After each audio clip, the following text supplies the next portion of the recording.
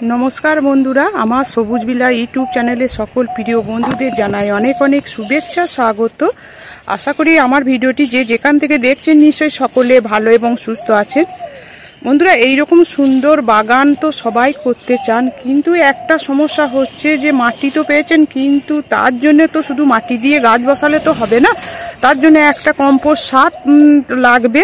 কারণ প্রয়োজনীয় পুষ্টি উপাদান যদি ঠিকমতো না পাওয়া যায় তাহলে গাছ তো ঠিক মতন বৃদ্ধিও হবে না, তাহলে ফুলও হবে না। তাহলে আজকে আমি দেখাবো সেই একটা দুর্দান্ত খুব দ্রুত তাড়াতাড়ি আপনারা যে কম্পোস্টটা তৈরি করে এইরকম একটা সুন্দর বা ছোট্ট বাগান তৈরি করতে পারবেন, সেটাই আমি আপনাদের কাছে শেয়ার করব। আপনারা তাহলে এইরকম ছাদে যে কোনো গাছ, ফুলই হোক ফলের গাছ, আপনারা খুব সহজেই বসিয়ে এইরকম ফুল ফল খুব দ্রুত ধরাতে পারবেন। চলুন আজকে ভিডিওটি খুব বেশি বড় না করে আমি মূল ভিডিওতে চলে যাচ্ছি। দেখুন, দেখলে আপনাদের অনেকটা উপকার হবে।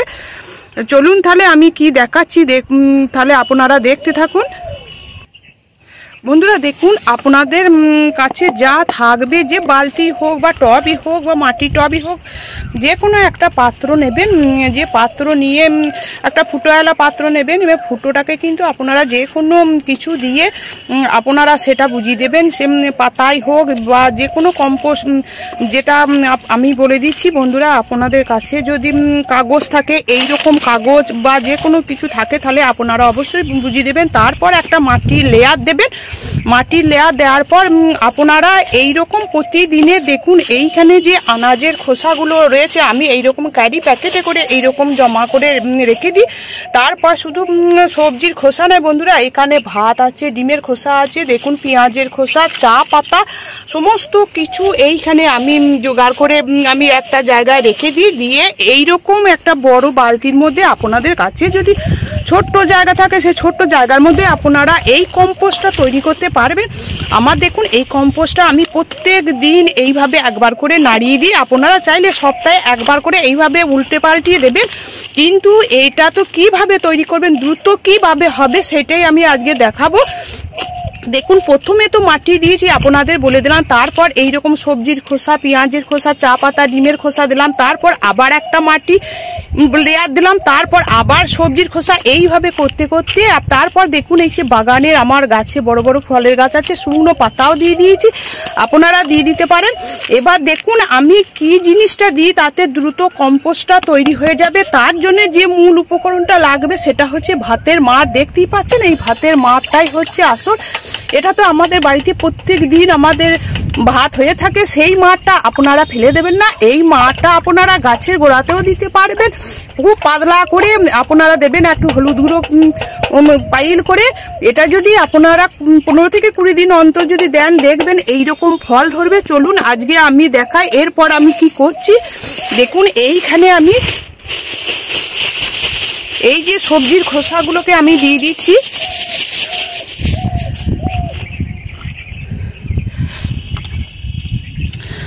তারপর এখানে ভাত, ডিমের খোসা, চা পাতা, পেঁয়াজের খোসা দেখুন এইখানে আমি দিয়ে দিচ্ছি।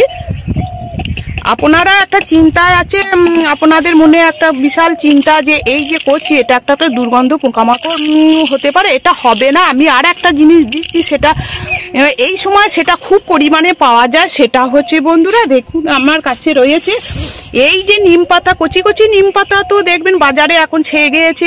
এই সময় আপনারা এরকম কিনে নিয়ে আসবেন, অথবা বাড়ির সামনে যদি গাছ থাকে এই নিম পাতা আপনারা দিয়ে দেবেন। এর উপর দিয়ে দিচ্ছি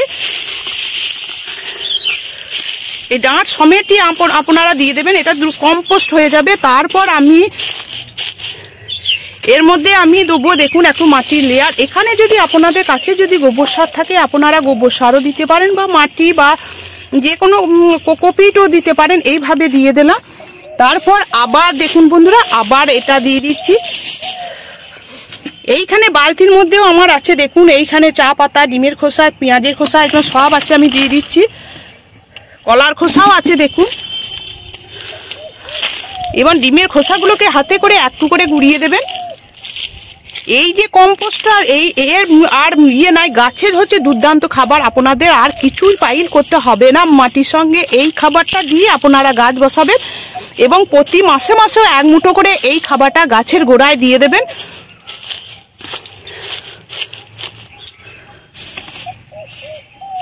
খবরে পেপারগুলো, এইগুলো কাগজগুলো আমি এর মধ্যে দিয়ে দিলাম। সব এগুলো ডিকম্পোস্ট হয়ে যাবে। তারপর আমি এইখানে আবার এই মাটির লেয়ারটা দিয়ে দিলাম।